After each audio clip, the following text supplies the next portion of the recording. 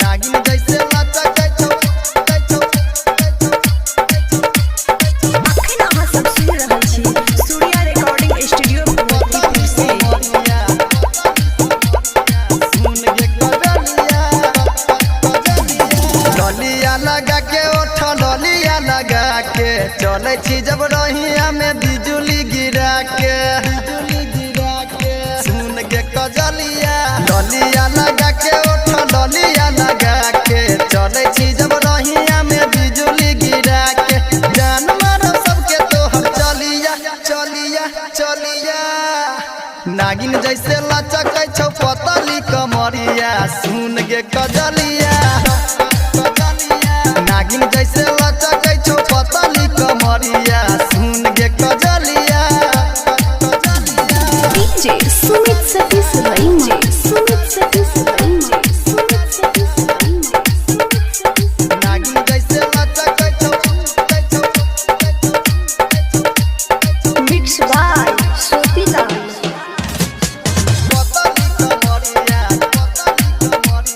सुन गे कजलिया तोहर रूप के खजाना देखी दिल छै दीवाना छौरी एना नहीं देखाबै दिल के मजबूर किया ठार छत दूर कनी पास औरियाबै आ देखी देखी के गे छौरी मारै छी स्टाइल छी एही पागला के तू गे दिल में समाइल कनी पुसा दे न अपन ओठ ललिया ललिया ललिया नागिन जैसे लचकै छौ पतली कमरिया सुन गे कजलिया नागिन जैसे लचकै छौ पतली कमरिया सुन गे कजलिया डीजे सुमित सतीश रंजे सुमित सतीश नागिन रंजे जैसे लचकै छौ अखन अहाँ सब सुनि रहल छी सूर्या रिकॉर्डिंग स्टूडियो मोतीपुर से। पतली कमरिया सुन गे कजलिया सुन गे कजलिया